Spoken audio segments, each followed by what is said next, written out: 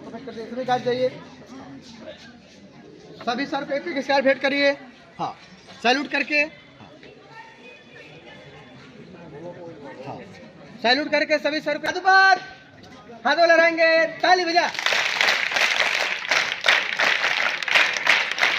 और तेज आवाज बोलेंगे, फूलों का माला पहन के पकड़िए तेज आवाज में। अतिथि हमारे बीच में,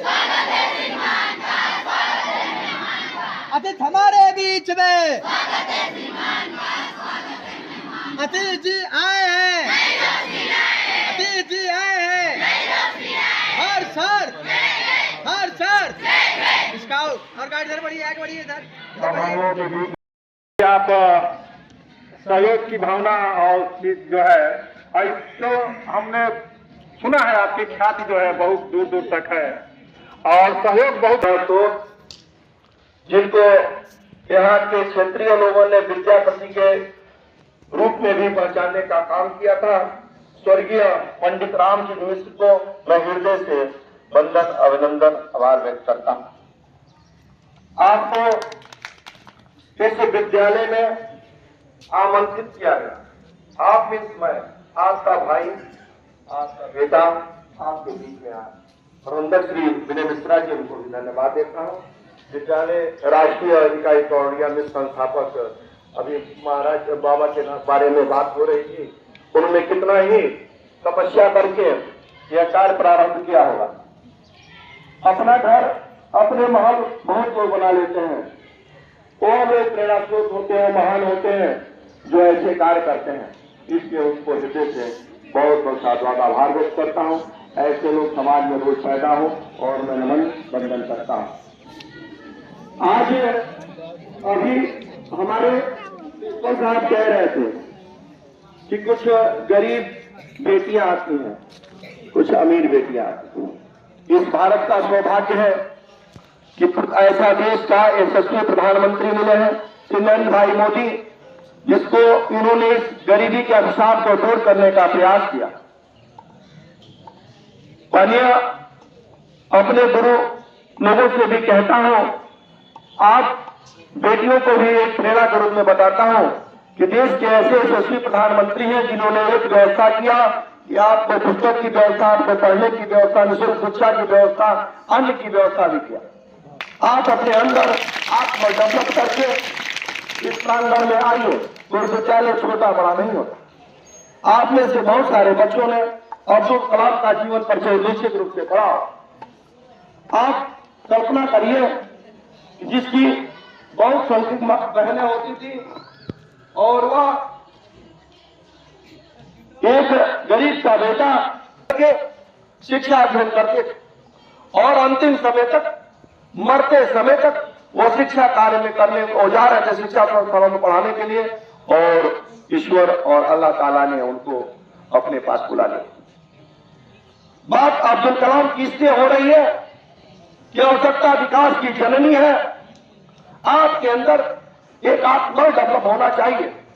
अभी मैं बगल में ही टोलियों को निरीक्षण करके देख रहा, मेरी बेटियां, मेरी बहनें दिव्या मित्तल से प्रेरणा लेने का प्रयास कर रहे। ऐसा नहीं है कि दिव्या मित्तल बहुत बड़ी कोई चीज है जो आप प्राप्त नहीं कर लेंगे। उन किताबों में छिपा हुआ कलेक्टर है, आप खोज लीजिए। घर से चलिए और हिम्मत आत्मबल के साथ सर झुका के आप पढ़ने का प्रयास करिए, उसी में कलेक्टर उस किताब में छुपा है। आज मुझे बहुत प्रसन्नता हुई कि इस प्रांगण में उन भारत के नौजवान बेटों के साथ शेयर करने का मौका मिला। आप किसी भी लाइन में जाके चाहे तो इस क्षेत्र का नाम रोशन कर सकते हैं, भारत को बुलंदियों को ले आकर दिखा सकते हैं। आप अब्दुल कलाम से सीख सकते हैं, भगत से सीख सकते हैं, चंद्रबोस से, सुभाष चंद्र बोस से सीख सकते हैं, महात्मा गांधी, नेहरू और जवाहरलाल नेहरू सबसे प्रेरणा ले सकते हैं। ये दलीयबाद विद्या की धरती पे नहीं होता है। अगर अटल बिहारी वाजपेयी ने भारत के लिए कोई अच्छा काम किया तो आपके प्रेरणा स्वरूप हो सकते हैं। अच्छाई बुराई दोनों एक साथ चलती है। आप प्रयास करिए कि मैं आपका सेवक हूं, आपका भाई हूं, आपका बेटा हूं, तो मेरे में से अच्छाई लेने का प्रयास करिए। इन संस्थाओं की व्यवस्था करने का यही मतलब होता है कि संस्थाएं समाज में कुछ ऐसा करें जो किन्हीं परिस्थितियों में भारत के ऊपर या नगरों के बीच में या गांव में कहीं भी कोई संकट पड़े तो आप जब टेंट रहेंगे, जब आप जानते रहेंगे तो सहयोग करेंगे। आपके अंदर एक सहयोग की भावना हो। हिंदू मुसलमान सारे धर्मों में लिखा है सबसे बड़ी सेवा समाज की सेवा होती है। और ऐसी यह विद्या की धरती, ऐसी संस्थाएं आपको ये कार्य कराने के लिए ट्रेनिंग देती हैं। मैं अभी हमारे प्राचार्य महोदय ने कहा